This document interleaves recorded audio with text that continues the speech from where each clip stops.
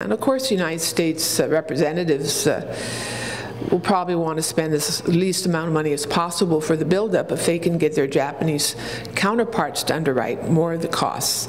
And I think that pretty much represents what these cables are saying, that the United States had a strategy to ensure that Japan paid as much as possible for the military buildup on Guam. Military buildup chairwoman Senator Judy Gutherts is referring to a report from Japan's Asahi Shimbun, which analyzed 7,000 Japan-related diplomatic messages obtained from WikiLeaks.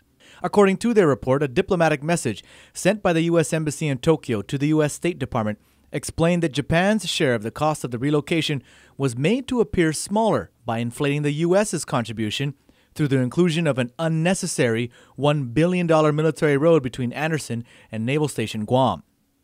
This is a road that was talked about frequently during the earlier stages of the buildup planning prior to the release of the draft environmental impact statement. I'm not surprised. At first the Department of Defense plans for the buildup did include discussion of a $1 billion road on Guam.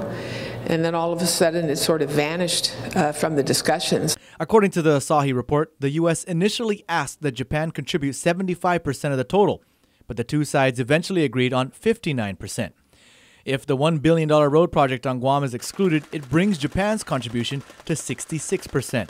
The leaked messages also revealed that the number of Marines to be moved to Guam was also inflated to 8,000 Marines and 9,000 family members to, quote, optimize political value.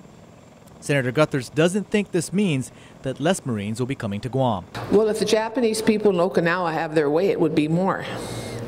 So we're not sure of that. So what does all of this mean for the buildup? At least for me and my committee and my personal observations is the military buildup will happen. It will not be canceled. I do not believe it will be canceled. It will move forward. You have already projects going on here from the current year budget. The senator is referring to the millions of dollars worth of military construction projects that have been or are being awarded for this fiscal year. So it's pretty obvious that the buildup will proceed. The only thing that may change is just the timelines, but we knew that from the beginning. And we've encouraged them to stretch it out so that our local community and our infrastructure can keep pace with the buildup construction. And in addition to that, so that our local companies will have a chance to be more competitive to participate in buildup bids. But I think there seems to be, in my opinion, a sentiment, particularly in the new Congress and the House, that they would like to see more American troops on soil that flies the U.S. flag to avoid some of these foreign country problems that they've experienced before.